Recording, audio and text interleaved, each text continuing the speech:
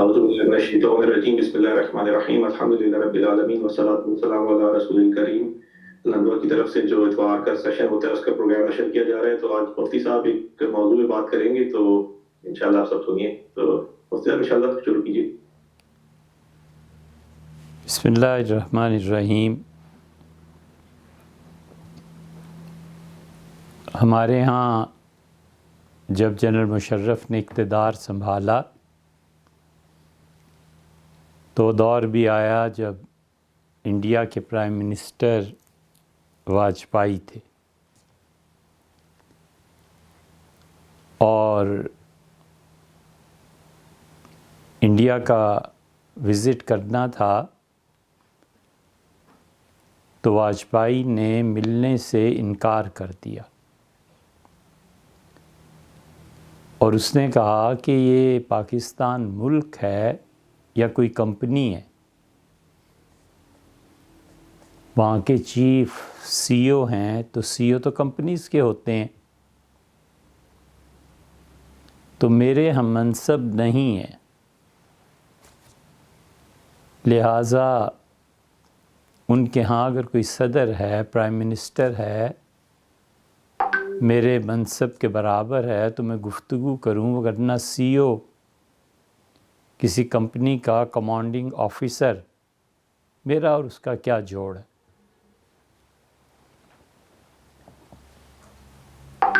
چنانچہ مشرف صاحب کو یہاں سارا سیاسی کھیل کھیلنا پڑا، اور اسمبلی میں انہوں نے زمینیں دے کر اور پیسے دے کر، کوئی ڈھکی چھپی بات نہیں ہے، ہم بھی جانتے ہیں کن کن کو دیں، ان لوگوں کے ووٹ لے کر پھر وہ صدر بنے اور انڈیا کا دورہ ہوا۔ یہ ہمیں بات اس لیے یاد آئی کہ اس بنیاد پر آگے کی جو گفتگو ہے، ممکن ہے کچھ لوگ اسے اپنی توہین محسوس کریں، لیکن پچھلی مرتبہ جو بیان تھا اس میں ابن عربی اور مولانا جامی اور امام خمینی، ان کے دوست بہاؤالدین، ان سب کا تذکرہ آیا، اور اس پر شدید عوامی رد عمل ظاہر ہوا۔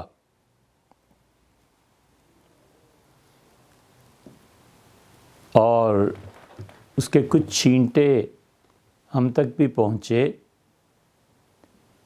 لیکن یہ جتنے لوگ ہیں یا تھے یا جنہوں نے سن کے تنقید کی، وہ تو اس کو کہیں جسے ان کی پرواہ ہو۔ اللہ کا شکر ہے ہمارے ذہن، گمان اور وسوسے میں بھی کبھی نہیں آیا کہ کوئی شخص ہمیں سنے،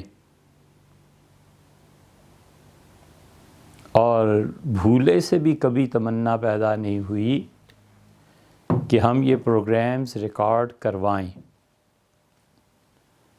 جس دن خیال آ جائے کہ آج یہ بیان ریکارڈ ہونا ہے، کتنا طبیعت پہ بوجھ پڑتا ہے اور کتنی اس شہرت سے نفرت ہوتی ہے، یہ ہم ہی جانتے ہیں یا اللہ جانتا ہے۔ تو یہ چھینٹے تو اس پر پھینکیں جس شخص کو ذرہ برابر بھی اللہ کی کل مخلوق سے کوئی دلچسپی ہو۔ جن لوگوں نے تحفہ اثنا عشریہ نہیں پڑھی، جن لوگوں نے حجت اللہ البالغہ کو پڑھایا نہیں، شاطبی کو نہیں پڑھا، ابن عربی تو بہت دور کی بات ہے جنہیں ابن العربی اور ابن عربی دو مختلف شخصیات کا فرق تک نہیں معلوم، اللہ کی شان کہ وہ بھی شیعہ سنی مسئلے میں دخل دیں۔ یہ جو پچھلے 30 سال ایک دوسرے کا خون بہانے اور سازشوں کو پورا کرنے اور اعلی کار بن کر پیسے لے کر مختلف ممالک سے پاکستان کو برباد کرنے پہ تلے ہوئے ہیں اور تھے، انہیں تو کوئی شرم نہ آئے، اور جنہیں اتنا بھی نہیں پتہ کہ حضرت شاہ عبدالعزیز صاحب محدث دہلوی رحمۃ اللہ علیہ نے اپنی باقی تصنیفات میں اور شاہ ولی اللہ محدث دہلوی رحمۃ اللہ علیہ نے ازالۃ الخفا عن خلافت الخلفاء لکھی، اس کے مقاصد کیا تھے؟ خدا کی شان ہے کہ وہ بھی ابن عربی پہ اور امام خمینی پہ بحث کریں۔ اہل السنہ کے عقیدے کا جنہیں قطعاً معلوم نہیں ہے، ان کو کوئی حق بھی نہیں پہنچتا کہ وہ ان اکابر اور عظماء پر بحث کریں، اور پوچھتا کون ہے ان جاہلوں کو؟ ایک مرتبہ اسی گروہ کے 20-30 لڑکے آئے اور ایک پروگرام تھا ریڈیو پہ، ایف ایم پہ غالباً، اس پہ بحث کرنے آئے۔ تو ہم نے کہا یہ جو فکرے پر بحث کرنا چاہتے ہیں صرف ایک بات پہلے سن لیں، پھر جو مرضی۔ فرمانے لگے کیا؟ ہم نے کہا آپ نے حضرت شاہ عبدالعزیز صاحب رحمۃ اللہ علیہ کی تحفہ السنہ شریعہ پڑھی ہے؟ تو پرلے درجے کے جھوٹے، جی پڑھی ہے۔ نے کہا فارسی میں، اردو میں؟ جی فارسی میں۔ تو ہم نے حضرت شاہ عبدالعزیز صاحب رحمۃ اللہ علیہ کا وہ کلام سامنے رکھا اور ہم نے کہا یہ حضرت لکھتے ہیں، تو جو فتوے مجھ پہ لگا رہے ہو پہلے حضرت پہ بھی لگاؤ، اور یہ ذرا پڑھنا۔ تو سیدھی سادی اردو پڑھنی نہیں آتی تھی، فارسی کہاں پڑھتے؟ حضرت شاہ عبدالعزیز صاحب رحمۃ اللہ علیہ نے ایک جگہ تنقید فرمائی ہے بنو امیہ پر، اور کہا ہے کہ یہ اگر صبر کر لیتے، اور پھر لمبی عبارت کے بعد فرمایا کہ ہر جگہ یا علی کے نعرے لگ رہے ہوتے، اور یا علی کا نعرہ لگانا یہ ہندوؤں کا جو اپنے بتوں کا نام لے کے جپتے ہیں اس سے تو اچھا ہے، کاٹو تو لہو نہیں۔ کتاب اٹھا کر دیکھیں۔ تو ہم نے کہا تمہاری علمی حیثیت تو میاں یہ ہے، اور آتے ہو منہ لگتے ہو جن لوگوں نے راتوں کی نیندیں اور دن کا چین حرام کر کے ان چیزوں کو پڑھا ایسی۔ تو اس لیے ہم کسی کو میاں دعوت تو دینے نہیں جاتے کہ ضرور سنو، نہ سنو تو کیا ہے، اور سن لو تو کیا ہے۔ دو عالم سے بیگانہ کرتی ہے دل کو، عجب چیز ہے لذت آشنائی۔ ابن عربی رحمۃ اللہ علیہ کو اب صحیح طور پر پڑھنے اور پڑھانے والے کہاں ہیں؟ اور ابن عربی رحمۃ اللہ علیہ کو جن لوگوں نے پڑھایا ہے اور 10 سال اس کی کتابوں میں کھوئے رہے ہیں، وہ بھی جب ان کو بیان کرتے ہیں تو وہ اپنے طور پر تعبیر میں بیان کرتے ہیں کہ ہم یہ سمجھیں، وگرنہ اس جیسا ذکی اور ذہین آدمی کہاں پیدا ہوا ہے اس امت میں؟ احادیث کی ایسی ایسی تشریحات انہوں نے کی ہیں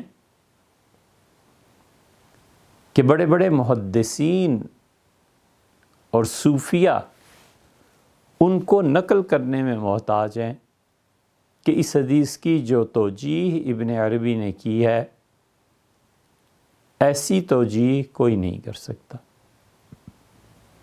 وہ احادیث ہم سنائیں، اول تو سمجھ میں نہ آئیں اور مسئلہ کفر تک جا پہنچے، کیا حدیث میں یہ بھی آیا ہے، کیا حدیث میں یہ بھی آیا ہے، اور سمجھنا جو ابن عربی کے ہاں ہے وہ اس سے زیادہ دشوار ہے۔ تو اس لیے یہ گفتگو تو جب ہو جب کسی درجے میں بھی تو تقابل ہو، جب تقابل ہی کوئی نہ ہو تو جھک مارنی ہے۔ ابن عربی جس سطح کے آدمی تھے یہ نہیں ہے کہ ان میں شیعت آ گئی تھی، یہ کہیں بھی نہیں ہوا۔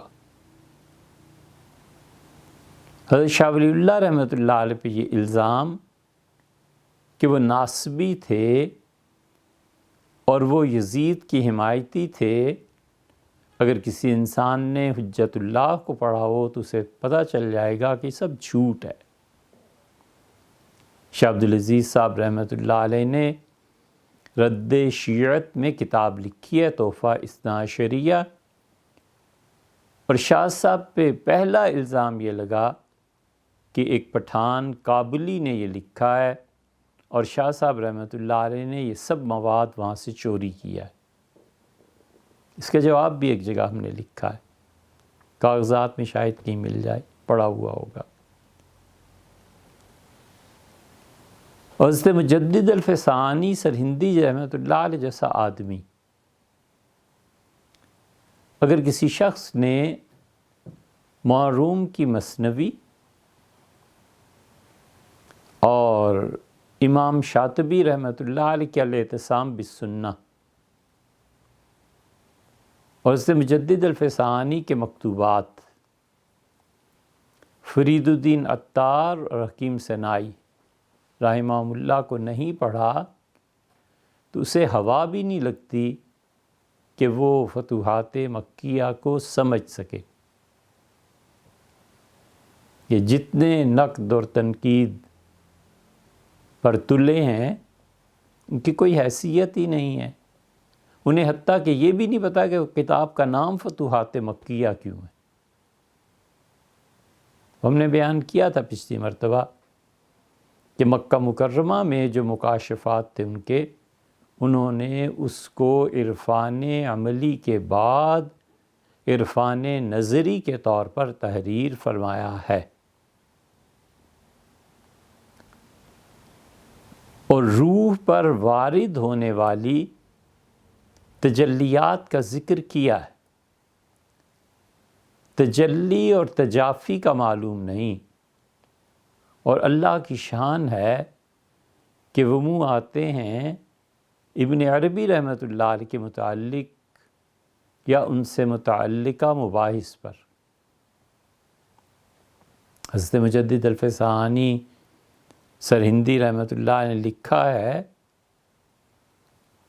کہ میں جب ان کو عالم کشف میں دیکھتا ہوں تو مقربین بارگاہ میں پاتا ہوں، اور جب ان کی کتابیں دیکھتا ہوں تو مملو از ضلالت است، گمراہی بھری ہے ان کی کتابوں۔ وجہ اس کی یہ کہ جو نسخہ ان کے سامنے تھا حضرت مجدد رحمۃ اللہ علیہ کے، اس پہ بہت سی عبارات تھیں جو لوگوں نے اپنے پاس سے شامل کی تھی۔ ہم آپ کو بالکل تازہ ایک بات سناتے ہیں، ممکن ہے کہ کبھی کسی کے کام آئے۔ حضرت امام مہدی علیہ السلام کے متعلق روایات کی جستجو تھی تو ایک روایت کہیں مل نہیں رہی تھی۔ یہ اسی ہفتے کی بات ہے، 3 یا 4 روز قبل۔ تو میں خیال آیا کہ حضرت مہدی پیدا ہوں گے، اور ہمارا عقائد کی کتابوں میں بھی یہ تذکرہ ہے کہ وہ 40 سال کے ہوں گے، پھر بادشاہ پہ اختلاف وغیرہ وغیرہ۔ اور اہل تشیع کے جو امام مہدی ہیں، اس وقت ان کی عمر 1000 سال سے زیادہ ہوگی، کیونکہ ان کے مطابق وہ جا کے غار میں چھپ گئے اور قرب قیامت میں ظاہر ہوں گے۔ اور پھر ہمارا ان کا فرق یہ بھی ہے کہ ان کے نزدیک امام مہدی علیہ السلام وہ اولاد ہوں گی حضرت حسین رضی اللہ عنہ، اور ہمارے نزدیک وہ سیدنا حسن ابن علی رضی اللہ عنہ کی اولاد میں سے ہوں گے۔ اور ہماری دلیل یہ ہے کہ سیدنا علی رضی اللہ عنہ اپنے بیٹے صاحبزادے سیدنا حسن ابن علی رضی اللہ عنہ ان کو دیکھ کر فرماتے تھے کہ مہدی میرے اس بیٹے کی نسل سے ہوگا، اور یہ بات سیدنا علی رضی اللہ عنہ کیسے کہہ سکتے ہیں جب تک کہ انہوں نے یا تو پھر عالم کشف میں کوئی چیز دیکھی ہوگی، ان کا مکاشفہ ہوگا، اور یا پھر حضور اقدس صلی اللہ علیہ وسلم سے انہوں نے یہ بات سنی ہوگی۔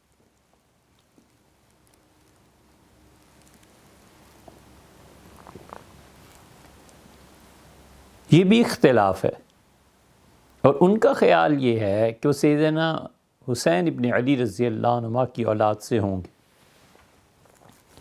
اور مسئلہ یہ بھی ہے کہ سیدنا حسن رضی اللہ عنہ نے اپنے ایک بیٹے کی شادی چھوٹے بھائی سیدنا حسین ابن علی کی بیٹی سے کر دی تھی رضی اللہ عنہ۔ تو یہ سادات کا سنجوگ تھا کہ دونوں نواسے تھے، صاحبزادے تھے سیدنا علی، فاطمہ بنت محمد اور محمد صلی اللہ علیہ وسلم، یہ پورے خاندان کا شجرہ نسب، تو اس سے سیدنا مہدی آئیں گے، تشریف لائیں گے۔ اور ابن عربی رحمۃ اللہ علیہ کے مسلک یہ ہے جو اہل تشیع کا ہے کہ وہ سیدنا حسین ابن علی رضی اللہ عنہ کی اولاد میں سے ہوں گے۔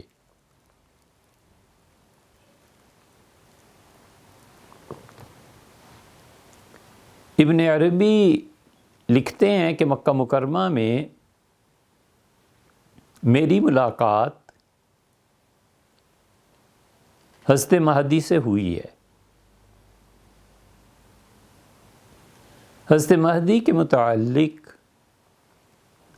کچھ صوفیہ ہیں جن کے مکشوفات ہیں، اور ان میں ایک بڑا حصہ ہے جو محض ان کی قوت خیال پر مبنی ہے، اصل میں کچھ نہیں۔ اور کچھ ایسے ہیں جنہوں نے اضطراب اور اضطرار کی حالت میں کہا کہ ہم نے انہیں دیکھا ہے، وہ بھی قابل اعتبار نہیں۔ اور تیسرا طبقہ ایسا بھی ہے جو اپنے شیخ کی عظمت کے اظہار کے لیے خام خواہ صوفی جو جھوٹ گھڑتے رہتے ہیں، ایسے جاہل صوفی بھی ہیں کہ ہمارے حضرت نے وہاں دیکھا تو ہمارے حضرت نے وہاں دیکھا اور بیت اللہ میں نماز پڑھ رہے تھے۔ حیرت ہوتی ہے اس جھوٹ پہ کہ امت کے وہ افراد جن کی ولایت کی گواہی حضرت رسالت پناہ صلی اللہ علیہ وسلم نے دی ہے، بیت اللہ میں بیٹھے ہوئے ہوں گے اور حضرت مہدی طواف کر رہے ہوں گے، اور اس طواف میں وہ لوگ حضرت مہدی کو نہیں پہچانیں گے، حتیٰ کہ آسمان سے صدا آئے گی اوپر سے کہ یہ اللہ کے خلیفہ ہیں مہدی، لوگوں بایعو بیعت کرو ان کی۔ تو اپنے شیخ کی عظمت کے اظہار کے لیے گپیں اور حضرت مہدی سے ملاقات ان کی کہاں ہوئی تھی ابن عربی میں؟ اگر کبھی ہم فتوحات مکیہ پڑھائیں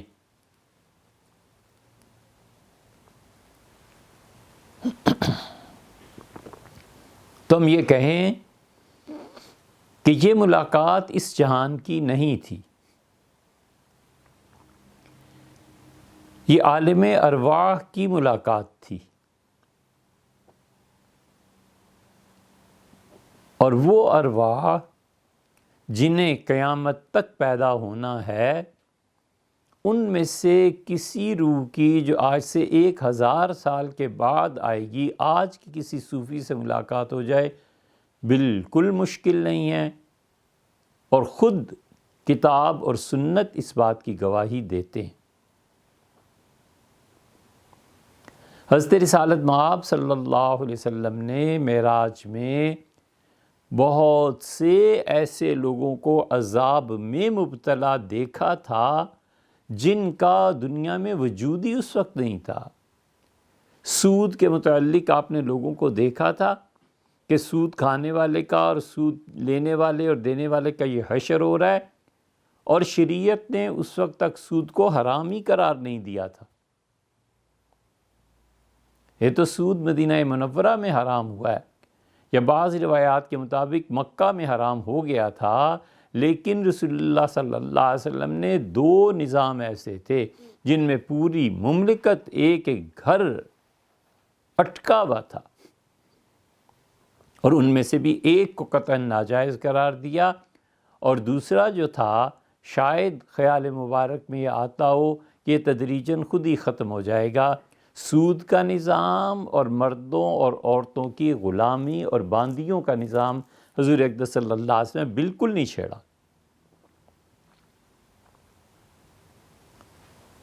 تو جن کو آپ نے دیکھا تھا قیامت میں عذاب ہو رہا ہے، معراج میں کہ انہیں عذاب ہو رہا ہے، ان کا وجود کب تھا؟ ان کا وجود حضور صلی اللہ علیہ وسلم کی امت میں ہی سینکڑوں سال کے بعد کہیں وہ بچے پیدا ہوئے ہیں اور انہیں سود کے کاروبار کیے ہیں۔ رسول اللہ صلی اللہ علیہ وسلم نے جو کچھ دیکھا تھا، یہ آخرت گویا کھول دی گئی تھی۔ اللہ تعالیٰ نے اپنے علم اور وقوع دونوں کا سرا ملا دیا تھا۔ اس لیے اگر ابن عربی کی ملاقات ہوئی ہے مہدی سے، جیسے کہ حضرت خود تحریر فرماتے ہیں، تو اس میں اشکال کیا ہے؟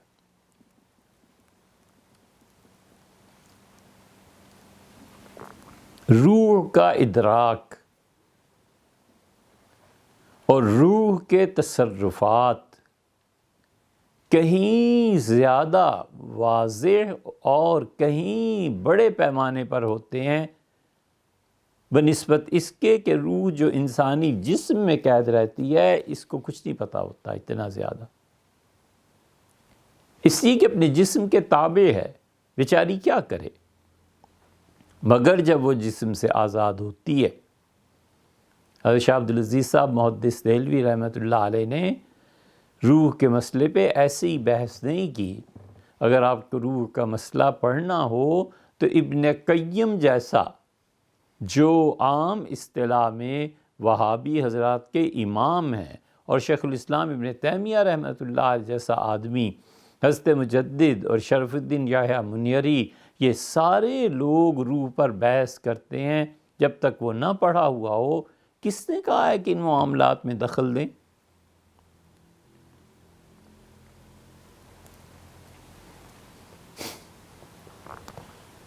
ابن قیم جو بلا کے ناقد ہیں اور ایک ایک روایت پہ تنقید کرتے ہیں،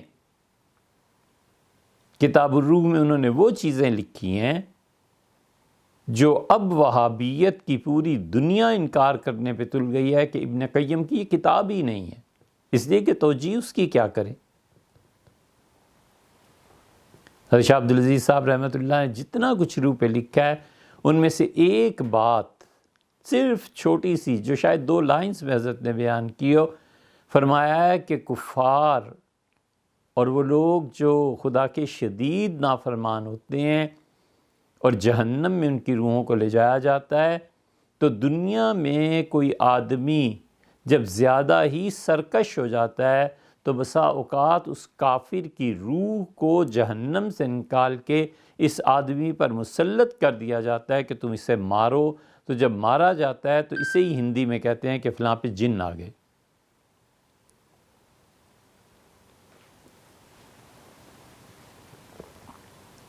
اس لیے پڑھنا چاہیے.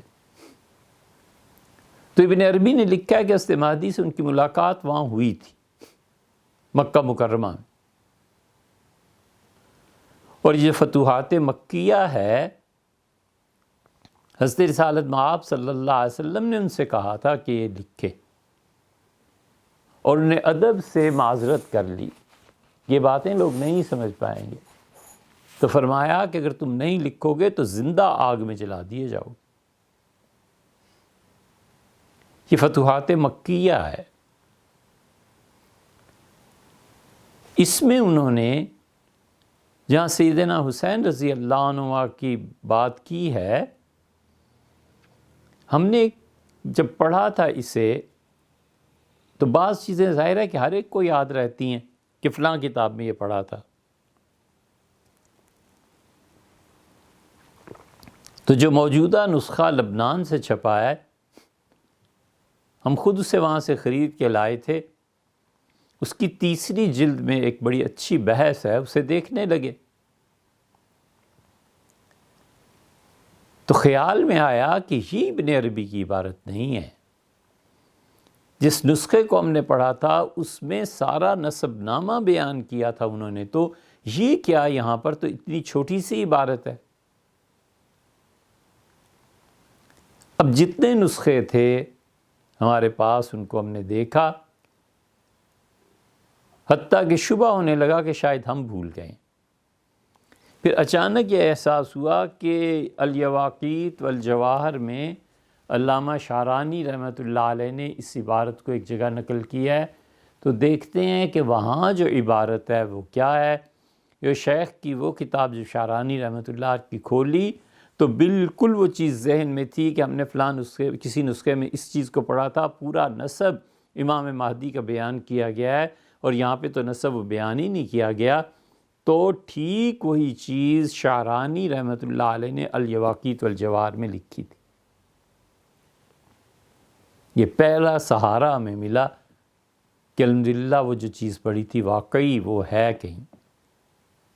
اب انٹرنیٹ پہ ڈالا، ایک دوست ہیں انہوں نے، اور انہوں نے کہا کہ وہ جو تمہارا اشکال ہے یہ نسخہ اور ہے اور وہ اصل نسخہ ہے، اور یہ جو نسخہ انہوں نے لبنان والوں نے چھاپا ہے اس میں تبدیلی ہوئی ہے.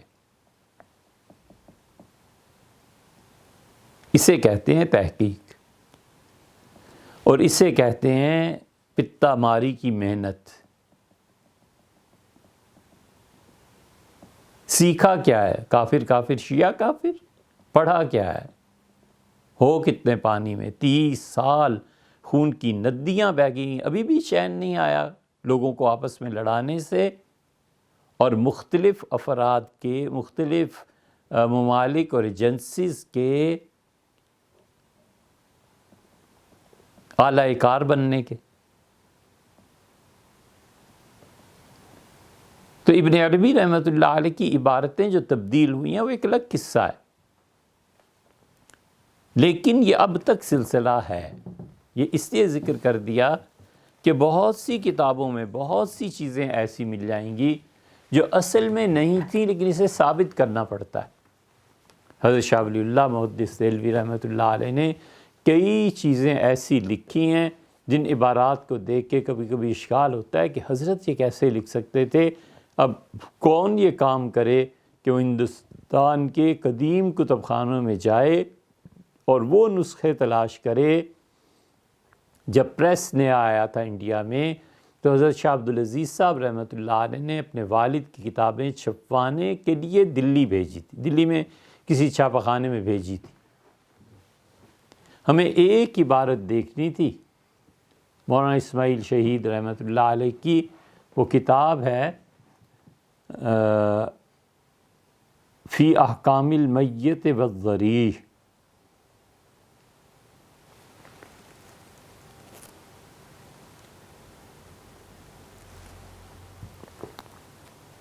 یہ پورا نام نہیں ہے، اس سے پہلے 2 لفظ اور بھی ہیں۔ وہ جو کتاب ہے اس میں ایک عبارت ہے جو اللہ تعالیٰ کی صفات کے متعلق ہے۔ ہمیں اس پہ شدید اشکال تھا کہ حضرت جی کی عبارت کیسے لکھ سکتے، اور جب اللہ تعالیٰ کی توفیق سے لکھنؤ گئے تو ندوہ کے جو قدیم ترین نسخہ تھا ان کے ہاں بالکل ہاتھ لگانے سے کاغذ بھرتا تھا، اس میں دیکھا تو عبارت وہاں بھی موجود تھی۔ اس پہ یہ پھر ہوا کہ اچھا حضرت کے عقیدہ اور بعض چیزیں وقت کے ساتھ ساتھ تبدیل ہوتی رہی ہیں، جتنے مطالعے میں وسعت آتی رہی ہے، جتنا کچھ زیادہ وہ پڑھتے رہے ہیں، پھر اس کے ساتھ ساتھ بعض چیزوں کی تعبیرات میں انہوں نے کوئی اور رخ اختیار کیا۔ تو اس لیے صفات باری تعالی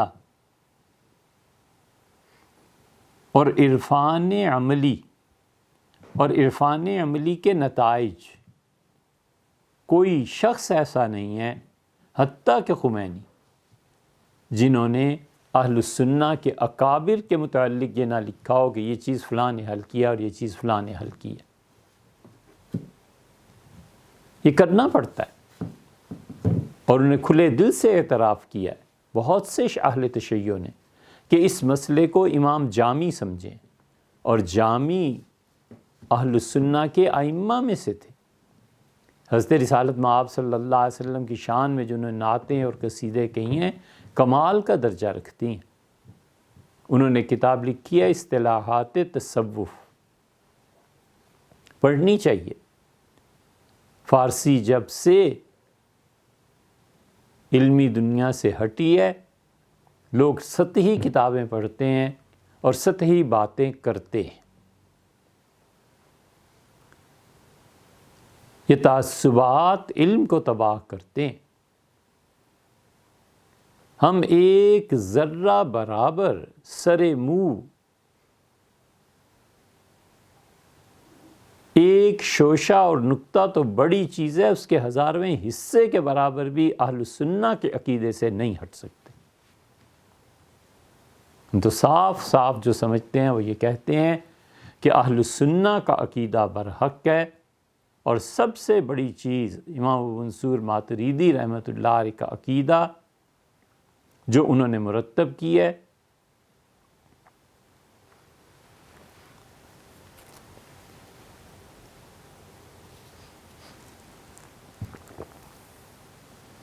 تنزیہ مع التفویض۔ حتیٰ کہ جن لوگوں کا عقیدہ ہے کہ تنزیہ مع التاویل، ہم تو اس پہ نہیں آتے۔ بھئی سفر کرنا ہے تو کیوں نہ فرسٹ کلاس میں کریں؟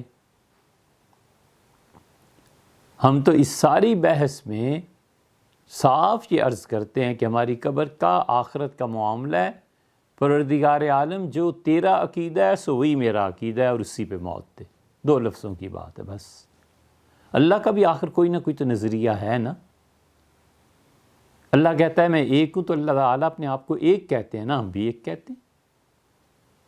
اللہ تعالیٰ فرماتے ہیں کہ قیامت میں ہم حساب لیں گے، ہم کہتے ہیں اللہ ہم قیامت پہ اور حساب پہ ایمان رکھتے ہیں۔ اللہ فرماتے ہیں کہ حضرت رسالت پناہ صلی اللہ علیہ وسلم میرے آخری رسول ہیں، ہم کہتے ہیں حضرت جو آپ نے فرمایا یقیناً وہ آپ کے آخری رسول ہیں۔ اللہ تعالیٰ اپنے فرشتوں کا ذکر کرتے ہیں، ہم کہتے ہیں ہم بھی فرشتوں کے قائل ہیں۔ جو تیرا عقیدہ ہے سو وہ ہمارا عقیدہ ہے، اسی پہ موت چاہتے ہیں، اور اس سے سر منہ انحراف نہیں کرنا۔ شیعت کے ساتھ جو عقیدے کی مباحث ہیں، کتابیں بھری پڑی ہیں ان سے، معتزلہ اور شیعہ، ان دونوں کے جو عقائد تھے ان میں سے بہت سی چیزیں ہیں جو اہل سنہ گمراہی سمجھتے ہیں، ہم کبھی بھی اس پہ نہیں جاتے۔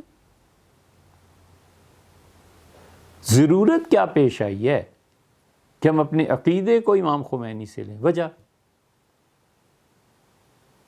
ہم تو عقیدے کو لیں گے ابو منصور ماتریدی سے، ہم عقیدے کو لیں گے ابو الحسن اشعری سے، ہم عقیدے کو لیں گے امام جوینی سے، ہم عقیدے کو لیں گے امام الحرمین نے جو کچھ لکھا ہے اس سے، ہم عقیدے کو لیں گے امام بخاری کی کتاب التوحید سے، ہم عقیدے کو لیں گے حضرت مجدد الفسانی سرہندی رحمۃ اللہ علیہ نے اپنے پیرزادگان کے نام جو خط لکھا ہے اس سے، ہم عقیدے کو لیں گے العقیدۃ الحسنہ شاہ ولی اللہ رحمۃ اللہ نے لکھی ہے اس سے۔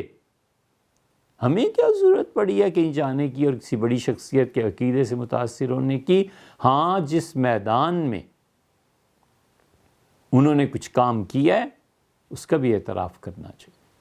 وَلَا يَجْرِمَنَّكُمْ شَنَآنُ قَوْمٍ عَلَىٰ أَلَّا تَعْدِلُوا، اور لوگوں تمہیں کسی بھی گروہ کی دشمنی اس حد تک نہ گرا دے کہ تم اپنے دشمن سے انصاف نہ کرو۔ اعدلوا، اپنے دشمن سے بھی انصاف کرنا، هو اقرب للتقویٰ، لوگوں یہ تقویٰ کی بات ہے۔ ہم کیوں اتنے شقی اور محروم قسمت ہوں کہ اپنے دشمن کے ساتھ انصاف نہ کر سکیں؟ ہمیں انصاف پہ ہی قائم رہنا ہے اپنی زندگی میں، یا انصاف ہے یا محبت ہے، تیسری کوئی چیز نہیں ہے۔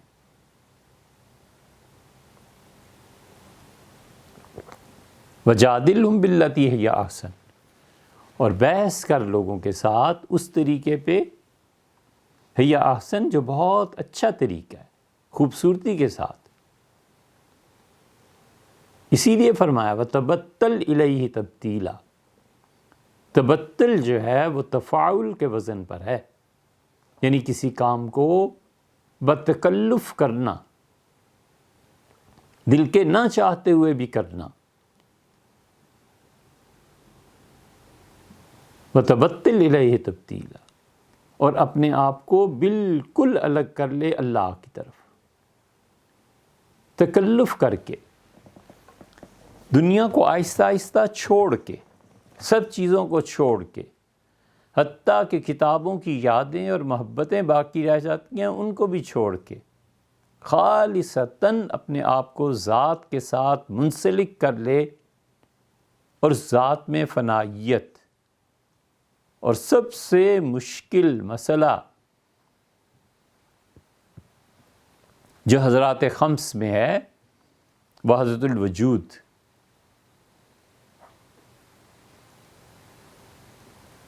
جو بہت قدیم زمانے سے ہی تھا،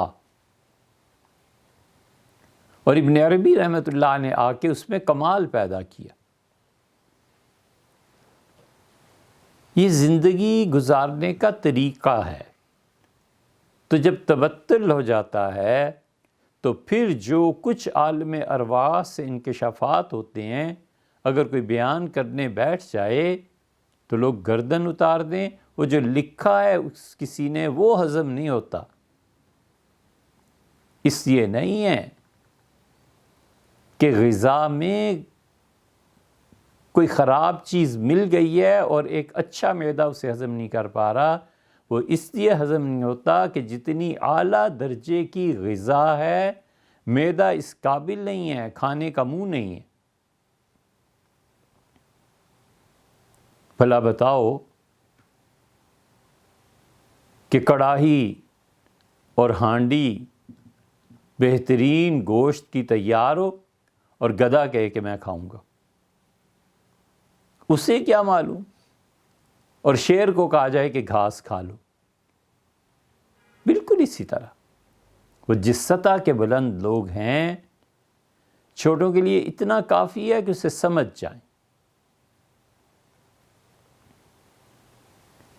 ہمارے حضرت ابو الحسن علی ندوی رحمۃ اللہ علیہ نے ایک کتاب لکھی ہے ارکان اربع۔ یہ حضرت رحمۃ اللہ سے پوچھیے گا کہ بھی قیامت میں ملاقات ہوئی کہ ہم نے سچ کہا ہے یا جھوٹ کہا ہے۔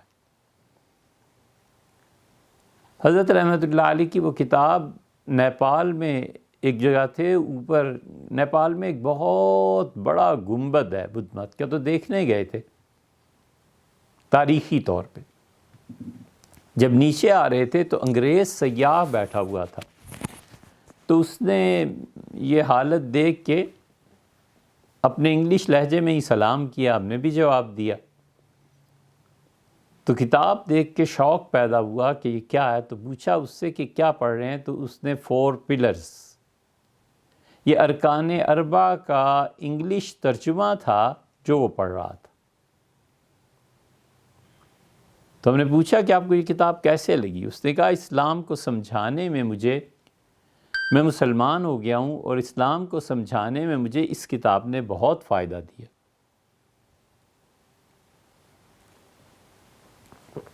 یہ واقعہ ہم نے حضرت رحمۃ اللہ کو سنایا کہ حضرت یہ چیز دیکھی تھی، اور اللہ تعالیٰ نے جناب والا کے قلم میں وہ برکات رکھی ہیں کہ غیر مسلم تک اس سے فائدہ اٹھاتے ہیں۔ تو یہ خود ارشاد فرمایا ہم سے، فرمایا یہ کتاب جب لکھی گئی اور چھپ گئی تو میں پہلی مرتبہ حضرت شیخ الحدیث محمد زکریا صاحب رحمۃ اللہ علیہ خدمت میں لے گیا، تو شیخ نے ہماری کتاب کو دیکھا، پھر پڑھا، پھر ایک دن فرمانے لگے کہ اب میرا پڑھانے کا دور نہیں رہا، عمر نہیں رہی، ورنہ علی میاں ہم مظاہر العلوم سہارنپور میں بچوں کو ایک ایک لائن، سطر اور حرف اس کا بچوں کو پڑھاتے۔ یہ اتنی عمدہ چیز آپ نے لکھی ہے، آپ اس کتاب کو پڑھ لیں، جو جس درجے کا ذہن ہے اتنا ہی اس کو سمجھتا ہے۔ تو یہ تو ہو نہیں سکتا کہ وہ افراد جو امت کا سرمایہ ہیں، چنے ہوئے ہیں، اللہ تعالیٰ نے ان کی وجہ سے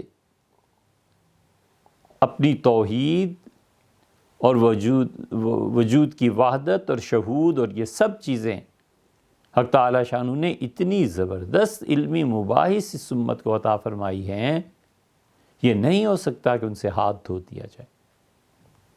تو اس لیے بھائی کوئی مسئلہ ہی نہیں ہے، کوئی تمنا ہی نہیں ہے، اور کوئی اشکال ہی نہیں ہے کہ کوئی اعتراض کرتا ہے نہیں کرتا، سنتا ہے نہیں سنتا، کیا کرنا ہے؟ یہ تو امریکہ کے جو دوست ہیں ان سے پوچھئے کہ اصرار کر کے یہ چینل اور اس کے اخراجات اٹھانا اور یہ وہ، ورنہ کوئی تمنا ہی سرے سے نہیں ہے کہ کوئی بات سنے یا ضبط کر لے یا ہم پوچھیں اس سے کہ کہاں کون کچھ نہیں۔ اب آگے چلیے، یہ تھوڑی سی بات تھی۔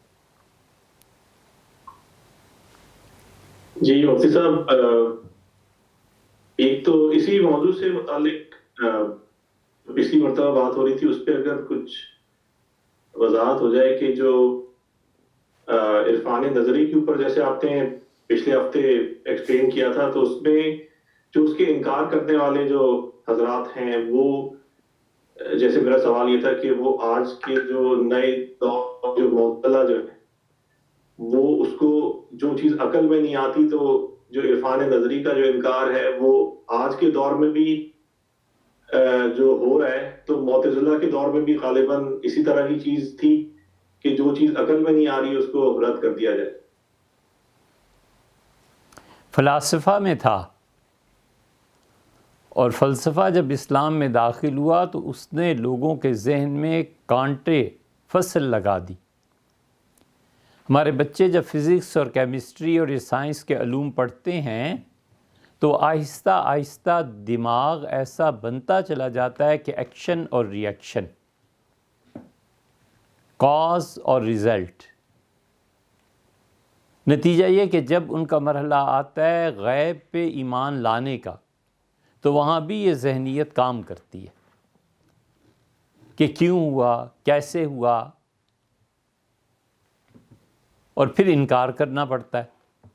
اب انکار کریں تو اسلام ہاتھ سے جاتا ہے، مانیں تو عقل ہاتھ سے جاتی ہے، اس لیے کہ عقل کہاں تک سفر کر سکتی ہے؟ انسانی عقل عقیدے میں بالکل نہیں چلتی، عقیدے کا سارا دار و مدار غیب پر ہے، نبی کی زبان پر ہے علیہ الصلاۃ والسلام، بس۔ عقل کیسے یہ مان سکتی ہے کہ خدا کی طرف سے وحی آئی؟ عقل اللہ تعالیٰ کی صفات کو بھلا سمجھائے گی؟ عقل تو اتنی چھوٹی چیز ہے کہ وہ صفات باری تعالیٰ کو سمجھ ہی نہیں سکتی۔ اسی لیے صوفیہ کو عالم کشف، عالم مثال، هو الہو، یہ ساری چیزیں انہیں لکھنی پڑی کہ میں کس مقام پہ پہنچا، میں نے کیا دیکھا، کیا چیزیں تھیں، یہ عالم سارے کیا ہیں، برزخ کو عقل کیسے حل کر لے گی؟ تو اس لیے اس کے بس کی بات ہی نہیں۔ ابن خلدون نے اسی لیے لکھا ہے کہ عقل ایک چھوٹا ترازو ہے جس پہ آپ سونا تول سکتے ہیں، رتی تولا ماشا۔ اور کوئی آدمی کہے کہ پہاڑ کو اس پہ تول لوں گا تو پہاڑ کہاں آ جائے گا اس میں، ترازو میں؟ عقل انسانی کی ایک پرواز ہے، بس وہ پرواز ہے، اس سے زیادہ کچھ نہیں ہے۔ اور اعمال میں پھر دو چار تکے لگا لیتی ہے، مثلا زکوٰۃ کی کوئی عقلی حیثیت بیان کر دیتی ہے، غریبوں کا فائدہ ہوتا ہے، یہ ہوتا ہے، وہ ہوتا ہے، اور پوچھے کوئی عقل سے کہ لاکھوں روپے خرچ کر کے جانا اور ساری مشقتیں برداشت کرنا اور ایک پتھر سے بنے ہوئے گھر کا طواف کرنا اور ایک پتھر کو چومنا، یہ سب چیزیں آخر ہے کیا مسئلہ تمہارا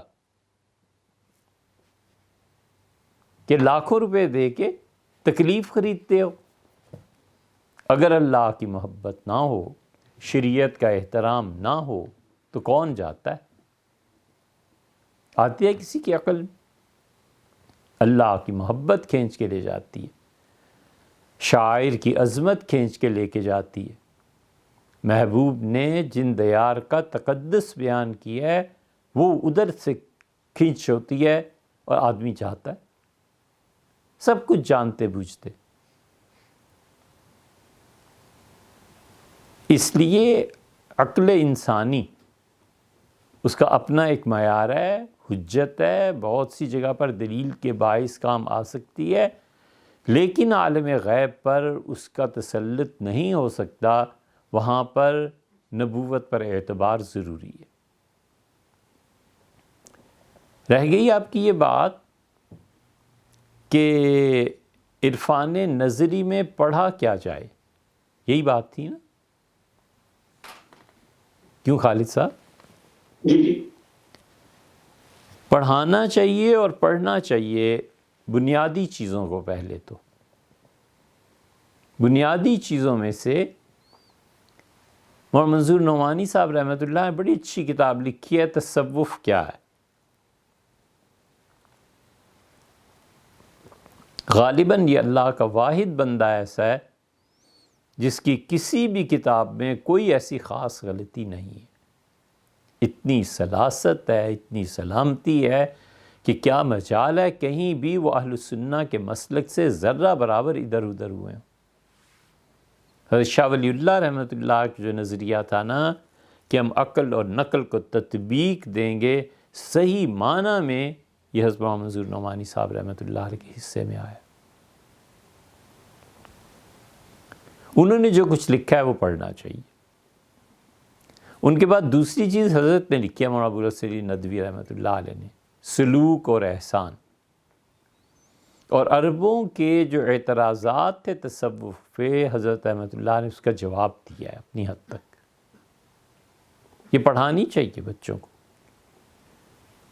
تاکہ ذہن اس چیز پر آمادہ ہو کہ علم کے ساتھ تربیت اور اس مادی دنیا کے ساتھ اس عالم الغیب پہ ایمان لانا اور اس کے تصرفات کو تسلیم کرنا، یہ عرفان نظری کی چیزیں ہیں۔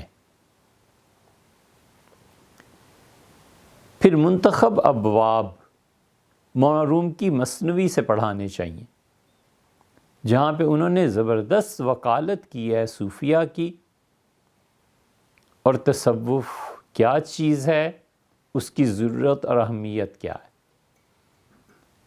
پھر حضرت شہاب الدین سہروردی رحمۃ اللہ علیہ، ان کے عوارف المعارف میں ایسی چیزیں مل جائیں گی۔ اور کمال ہے حضرت مجدد الفسانی سرہندی رحمۃ اللہ علیہ کے مکتوبات شریف میں، حضرت اتنے بڑے آدمی ہیں، کئی جگہ پہ یعنی اتنی عظمت ہے ان کی کہ بالکل بلا تکلف لکھتے ہیں کہ فقیر کو اتنی بات معلوم تھی، اب فقیر کہتا ہے کہ وہ جو بات میں نے پہلے لکھی تھی وہ ٹھیک نہیں ہے، اب میں اس مقام پر پہنچا ہوں، اس کو دیکھ رہا ہوں، اس کو سن رہا ہوں، تو دیکھو اب یہ نظریہ ایسے ہے، اور پوری توانائی، جوانی اور شدید غیرت ہے اہل سنہ کے مسلک پہ۔ اسی لیے جو کمزور مسلک کے صوفیاء ہیں، حضرت بڑی شدید تنقید کی ہے۔ شاہ ولی اللہ رحمۃ اللہ علیہ کی منتخب عبارات پڑھانی چاہیے۔ شاہ صاحب رحمۃ اللہ علیہ تصوف کا دفاع کیا ہے، اور شاہ صاحب رحمۃ اللہ علیہ، یہ ایک بظاہر چھوٹی سی بات ہے، یہ شاہ ولی اللہ، اور ان کو نکال دیں آپ اپنی پوری ہسٹری سے، رہ کیا جاتا ہے؟ ہیروں کو مٹھی کھول کے پھینک دینا۔ شاہ صاحب رحمۃ اللہ علیہ لکھا ہے کہ میں نے تہجد پڑھی اور میں بیٹھا ہوا تھا، یہ اب ان کی عرفان عملی کے نتیجہ ہے، یہ عرفان نظری۔ تو مجھے پوری دنیا دکھائی گئی جیسے ہتھیلی ہوتی ہے، اور مجھے بتایا گیا کہ اس وقت یہ پوری امت جو زندہ ہے اور اس کی حرارت ہے، یہ دل ہیں جو اللہ کے چنے ہوئے ہیں۔ تو ایک بہت قوت سے دیا جل رہا تھا، تو میں نے پوچھا یہ کون ہے؟ ان کا یہ دلی ہندوستان کے ایک بزرگ ہیں۔ میں حیران ہوا کہ دہلی ہمارا شہر، یہاں کون ایسا ہے؟ تو فرشتوں نے کہا کہ یہ آپ کے حضرت مرزا مظہر جان جانا رحمۃ اللہ علیہ کا دل ہے۔ شاہ صاحب نے لکھا ہے انہیں خط ایک، اور اس خط میں لکھتے ہیں قیم طریقہ احمدیہ، احمدیت کے طریقے کو قائم رکھنے والے۔ اس سے جان تھوڑی چھٹتی ہے کسی کی، وہی قیم جو شاہ ولی اللہ رحمۃ اللہ نے لکھا ہے۔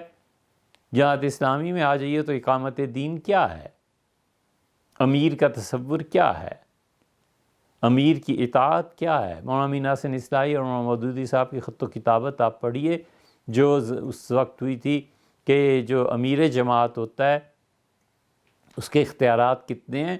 مولانا نے پوری شدت سے اس چیز کا اظہار فرمایا کہ امیر کی اطاعت واجب ہے، میں جماعت اسلامی کا امیر ہوں، میری اطاعت تم پہ واجب ہے۔ اتنا تو مبالغہ صوفیہ نہیں کرتے جو مولانا کی تحریرات میں ہے، پڑھ کے دیکھ لینا چاہیے۔ وہی ڈسپلن اور یہ چیزیں ڈاکٹر اسرار صاحب، وہی چیزیں سلسلہ نقشبندیہ غزنویہ کے آخری جو حضرات تھے، یہ حضرت رحمۃ اللہ نے خود ارشاد فرمایا کہ ان کے خطوط آئے تھے کہ ہم چاہتے ہیں کہ زندگی کا بقیہ حصہ وہاں آ کر گزاریں رائے بریلی میں، اور یہ عذر ہیں اور رائے بریلی آنے کو جی چاہتا ہے۔ یہ سب تصوفی کی چیزیں، اس لیے آپ اس کا متبادل لا دیں، کیا ہے؟ کچھ نہیں ہے، پوری امت سے ہاتھ دھونا ہے۔ تو اس سے منتخب تحریرات جو ہیں یہ پڑھنی چاہیے۔ ابن تیمیہ رحمۃ اللہ علیہ شیخ الاسلام نے غالباً 2 جلدیں ہیں ان کے فتاویٰ میں، تصوف، سلوک، احسان، یہ سب چیزیں کیا ہے، اسے پڑھنا چاہیے کہ اللہ کا ذکر ہے، اللہ کی یاد ہے، اللہ تعالیٰ کے ساتھ تنہائی ہے، خدا کے ساتھ گفتگو ہے، اللہ پہ اعتماد ہے، بھروسہ ہے، اس کی رحمت کا یقین ہے، اپنے آپ کو اس کے حوالے کرنا ہے، اپنی دنیا اور آخرت دونوں جہان اس کے حوالے کر کے انتظار کرنا ہے۔ یہ ساری دولتیں دل کی، یہ صوفیہ ہی بتاتے ہیں۔ تو اسی یہ پورا نصاب ہونا چاہیے، لیکن ظاہر ہے کہ ہوگا نہیں، نہ وہ بچے ہیں، نہ تعلیمی ادارے ہیں، نہ اسباب اور وسائل ہیں۔ بات اتنی سی ہے کہ پتہ دینا ہے کہ ایک چیز یہ کرنے کا کام ہے، آگے کس نے کرنا ہے اور کس سے اللہ تعالیٰ لے گا کوئی کچھ نہیں جانتا۔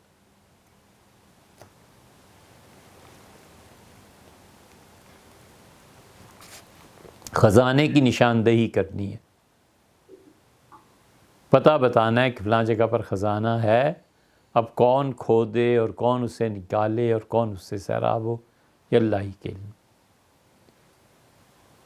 احیاء علوم الدین امام غزالی کی حدیث کو چھوڑ کے انہوں نے بعض مباحث لکھی ہیں، کمال کی چیزیں لکھی ہیں امام غزالی نے۔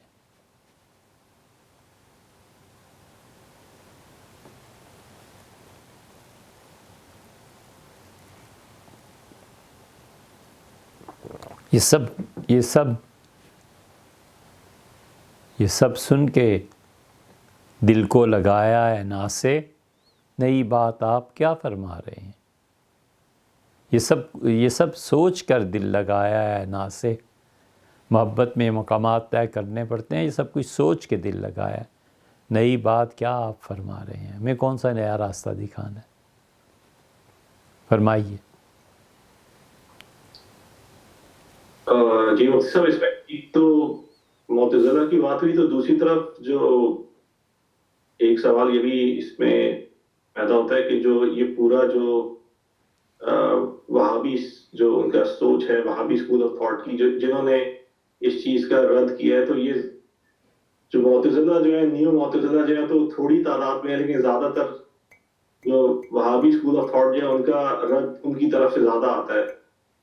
تو ان کی جو شیخ ابن تیمیہ کی کتابوں کے اندر جو چیز ذکر کیا، انہوں نے اس کو نکال دیا ہے، تو انہوں نے کچھ چیزیں اس میں سے لی ہیں اور کچھ اپنے مطلب سے، جو مطلب محمد بن عبد الوہاب کی اصل آئیڈیالوجی جو ہے وہ ان کی کیا تھی، اور جو اپنے شیخ کو وہ حضرت تیمیہ رحمۃ اللہ علیہ کو اگر شیخ مانتے ہیں تو اس میں سے انہوں نے چیزیں کیوں اس میں سے حذف کر دی؟ بہت چیزیں انہوں نے حذف کی ہیں۔ ابن تیمیہ رحمۃ اللہ علیہ کا آئرلینڈ کی جو لائبریری ہے وہاں پر ایک کتاب ہے، اور اس کا نمبر بھی ہم نے لکھا ہوا ہے، وہاں پہ ایک موٹی جلد ہے اور اس میں مختلف رسائل وہ جلد کیے گئے ہیں۔ وہ اگر مل جائے تو ابن تیمیہ رحمۃ اللہ علیہ نے اپنے متعلق خود لکھا ہے کہ وہ کیسے صوفی ہیں، اور ابن قدامہ کے واسطے سے وہ حضرت شیخ عبد القادر جیلانی رحمۃ اللہ علیہ کے خلیفہ ہیں۔ وہابی اس کتاب کو دنیا میں چھپنے دیتے ہیں، مار نہ دیں۔ پوری وہابیت قتل و غارت گری، لوگوں کو مارنا اور کفر کے فتوے لگا لگا کے ہر ایک کو اسلام سے خارج کرنا، یہ ہے کل۔ حتیٰ کہ ابھی کچھ سال پہلے ہم نے کئی مرتبہ اس کا ذکر کیا، جب آدمی کے دل پہ چوٹ لگتی ہے تو پھر آہوں کی تعداد کوئی نہیں گنی جاتی۔ اتنا بدبخت ہے کہ کہتا ہے حضور اقدس صلی اللہ علیہ وسلم کی قبر مبارک کھودو اور میت کو کسی نامعلوم مقام پر دفن کر دو، کیونکہ شرک کا سب سے بڑا اڈا اور مرکز یہی ہے۔ اور اس پہ سعودی فرما روا لکھتے ہیں کہ یہ نہیں ہو سکتا، یہ نامناسب ہے۔ بلا کے درے کیوں نہیں لگاتے، تعزیر کیوں نہیں لگاتے کہ تمہاری ہمت کیسے ہو گئی کہ حضرت رسالت مآب صلی اللہ علیہ وسلم کے جسد اطہر کو کے متعلق تم یہ رائے اور یہ باتیں کرو۔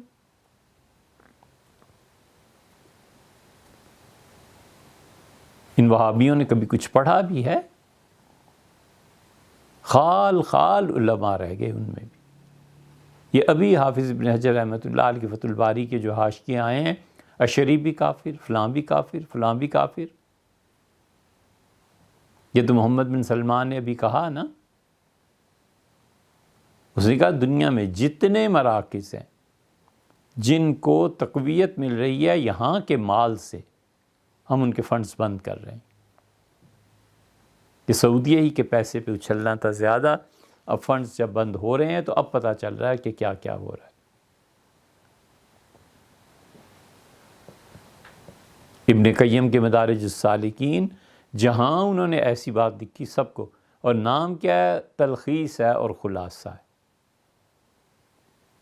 خشونت درندگی، خون، قتل، مارو، سب کو کافر کہو، یہ خاصہ رہا ہے 3 صدیوں تک۔ اگر آپ کو اس کی تفصیل چاہیے ہو تو پھلواری شریف میں بڑے حضرت رحمۃ اللہ 1926 میں حج پر گئے تھے، انہوں نے لکھا ہے کہ کیا کرتے ہیں اور کیا درگت بناتے ہیں، ذرا دیکھ لیں۔ اور ایک کی بجائے 2 شاہ سعود نے مقرر کیے تھے، عبدالعزیز نے مقرر کیے تھے، سعود کا دور تو کچھ بعد میں آیا ہے۔ 2 لڑکے جوان بالکل، تاکہ ایک قابو کرے دوسرا مارے۔ ہے ادب شرط منہ نہ کھلوائیں۔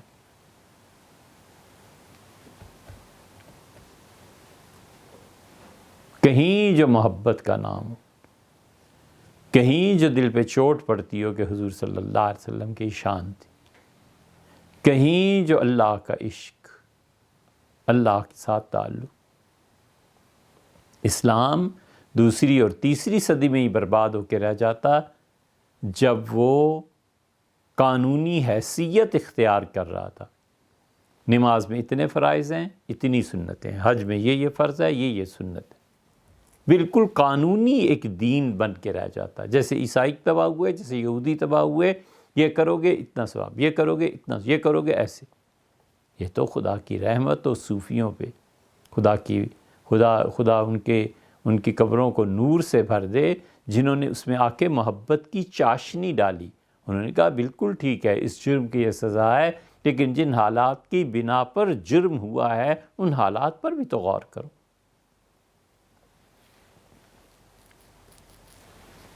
اسی لیے ہم بار بار کہتے ہیں کہ انسان سے جو گناہ معاشرے کے جبر سے ہوتے ہیں، امید ہے اللہ کے ہاں اس کی سزا ایسی نہیں ہوگی جو گناہ خود آزادی سے ہوتے ہیں۔ فرق کرنا چاہیے۔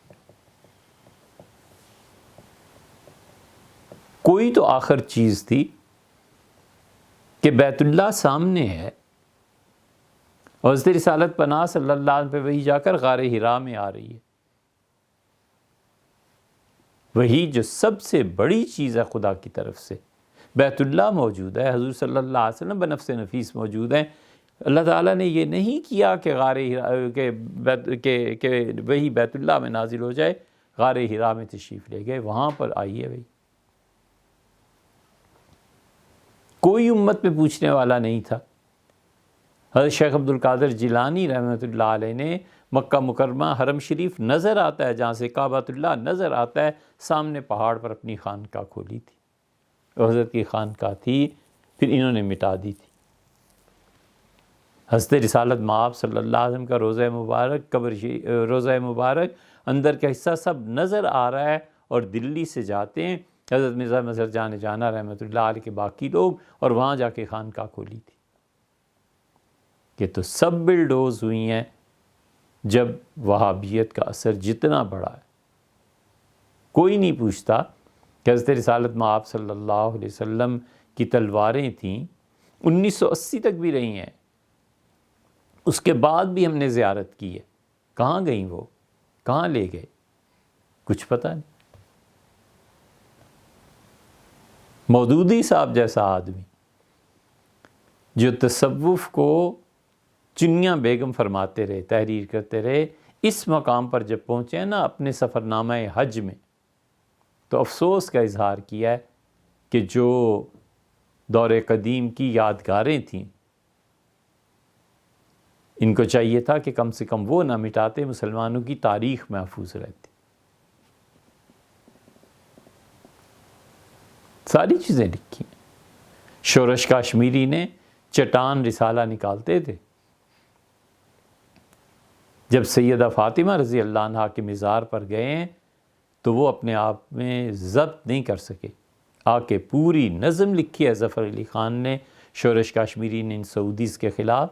انہوں نے کہا حضور اقدس صلی اللہ علیہ وسلم کی صاحبزادی ہیں، وہ فرماتے ہیں میرے جسم کا ٹکڑا ہے، ان کو اپنی جان سے پیاری اپنی بیٹی تھی، اور میں اس قبر کی ویرانی کو دیکھ کے اپنے آنسوؤں کو ضبط نہیں کر سکا کہ یہ حال اس ہستی کا ہے جو رسول اللہ صلی اللہ علیہ وسلم جس کے لیے اٹھ جاتے تھے اور جس سے اتنی محبت تھی۔ پوری شورش کاشمیری نے اور ظفر علی خان نے جو ان کو سنائی ہیں وہ تو الگ بات ہے۔ یہ سب مشاہدات ہیں لوگوں کے، سب کچھ دیکھا ہے. اور واللہ عالم، ہمیں اس کی تحقیق نہیں ہے، لیکن آج کل بہت سے علماء نے یہ کیسٹس ان کی آ رہی ہیں کہ سعودیز کہتے ہیں کہ جس طرح قادیانی کافر ہیں اسی طرح دیوبندی بھی کافر ہیں. بریلوی تو پہلے ہی مشرک تھے، اب دیوبندی بھی کافر ہو گئے. ہمیں خود تحقیق نہیں ہے کہ مسئلہ کیا ہوا ہے، لیکن بڑے بڑے علماء انڈیا کے کہہ رہے ہیں کہ یہ ہوا ہے اور ہم سب کو کافر قرار دیا ہے انہوں نے. یہ کیا طریقہ ہے؟ ولیعذ باللہ. اور فرمائیے.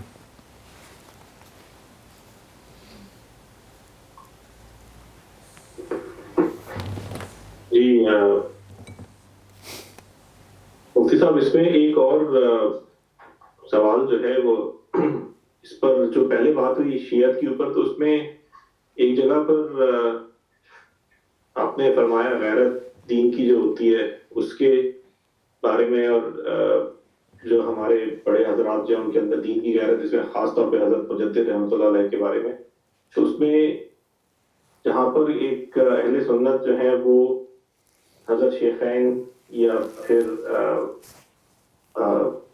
حضرت عائشہ رضی اللہ تعالیٰ عنہ جو ہے ان کے اوپر جس طرح کی بات سنیں، اور اس میں وہ اگر ان کو غصہ ہے اس چیز پہ، تو اس کو کس طرح سے کنٹرول کرنا چاہیے؟ کیونکہ زیادہ تر لوگوں کی جو فیڈ بیک جو ہے وہ یہ ہے کہ جب کوئی آدمی اس سطح پہ جا کے کتاب میں لکھ رہا ہے، جو ہمارے جو صحابہ رضی اللہ عنہم جو ہیں ان کے اوپر اگر کوئی بات اس طرح کی جا رہی ہے تو ہم سے ضبط نہیں ہوتا، تو اس وجہ سے جو رد عمل جو ہے وہ اس وجہ سے آ رہا ہے کیونکہ ہماری محبت ان کے ساتھ بہت زیادہ ہے.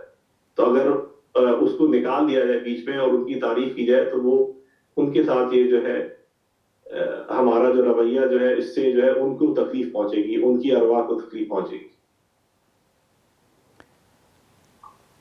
جن لوگوں نے بھی یہ لکھا ہے ظاہر ہے کہ گمراہی پہ مشتمل ہے.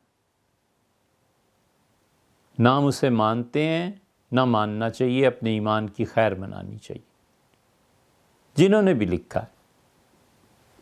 اور پھر انہی کے لوگوں نے اس کی تردید بھی لکھی ہے کہ ایسے نہیں کرنا چاہیے.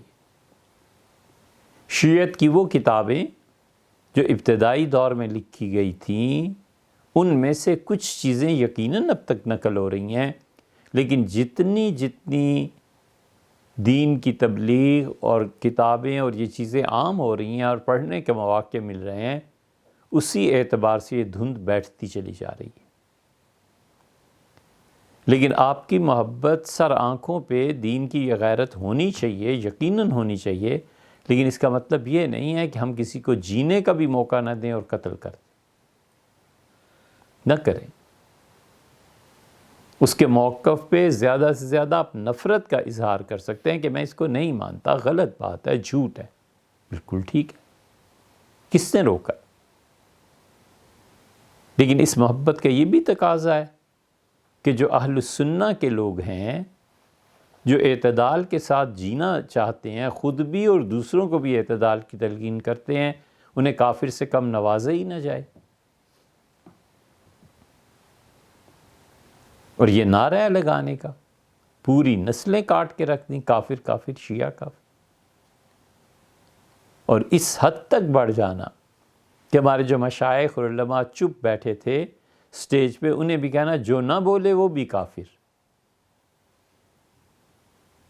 یہ کب سے کفر کے فتوے شروع ہوئے؟ محبت کا تقاضا ہے یہ. آپ خود سوچیں یہ کیسی محبت؟ نہ کریں. یہ تشدد کی راہ ہے، اور تشدد ہمیشہ بے دینی کو فائدہ دیتا ہے.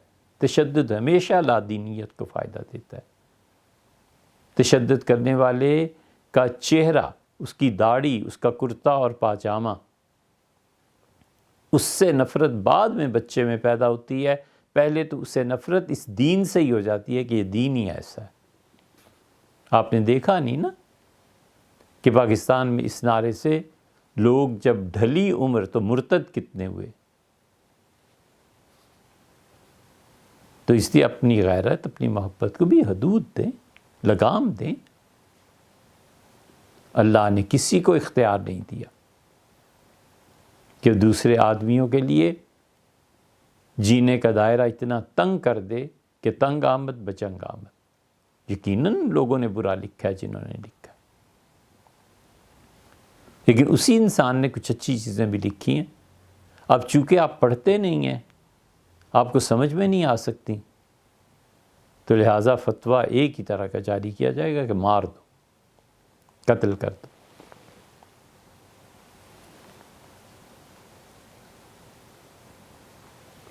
اعتدال کے ساتھ خود بھی جئیں اور دوسروں کو بھی جینے دیں، اور علمی مباحث اگر آپ کو آتی ہیں آپ ضرور رد لکھیے جناب، اگر آپ نے پڑھا ہو تو کچھ لکھیں گے نا۔ جینے کا حق دیں، لوگوں کو آزادی دیں، وہ اپنے دلائل بیان کر سکیں۔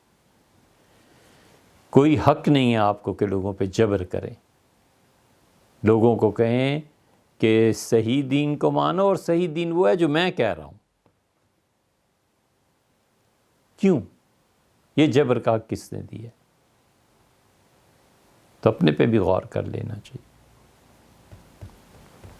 جی اجازت دیجیے، 1 گھنٹہ ہو گیا۔ جی مفتی صاحب، ایک صاحب کا سوال جو ہے وہ تصوف سے متعلق ہی تھا کہ اس کی جو وحدت الوجود کی جو قرآن سے کہاں دلیل ملتی ہے؟ اس کا آسان سا جواب یہ ہے کہ آپ خود ذرا محنت کریں نا، عملی جو تصوف ہے اس میں آئیں، اس میں آئیں۔ جب آپ عملاً اس میں آئیں گے اور اپنی نیند تھوڑی سی کم کریں گے، رات کو اٹھ کے تہجد پڑھا کریں گے، ذکر اذکار کریں گے، اور اپنی خواہشات کو ذبح کریں گے، اور ہر وہ چیز جس کا تعلق کبیرہ گناہ سے ہے بالکل کٹ جائیں گے، تو پھر جو کیفیات، جو چیزیں ہیں، پھر آپ قرآن پڑھیے گا، آپ کو پتہ چلے گا۔ حضرت تھانوی رحمۃ اللہ علیہ کو پڑھ لیں، انہوں نے قرآن ہی سے حوالے دیے ہیں وحدت الوجود کے، وحدت الشہود کے حوالے بھی قرآن ہی سے ملتے ہیں۔ تو اس لیے آپ کام کریں، محنت کریں۔ کُلًّا نُمِدُّ ہَٰؤُلَاءِ وَہَٰؤُلَاءِ، اللہ فرماتے ہیں ہم نے کسی پہ کوئی پابندی نہیں رکھی، ہم ہر ایک کو دیتے ہیں، ان کو بھی جو میرے ماننے والے ہیں، اور ان کو بھی جو میرے منکر ہیں۔ وَمَا كَانَ عَطَاءُ رَبِّكَ مَحْظُورًا، اور کسی کی مجال نہیں ہے کہ میری دین پہ پابندی لگا سکے، میں انہیں بھی دیتا ہوں اور انہیں بھی دیتا ہوں۔ تو آپ چھوڑیں اور زندگی کی بعض مصروفیات کو، بسم اللہ تشریف لائیے اور فرمائیے۔ بس مفتی صاحب، یہ آخری سوال تھا تصوف سے متعلق۔ اللہ جزائے خیر دے، بہت شکریہ۔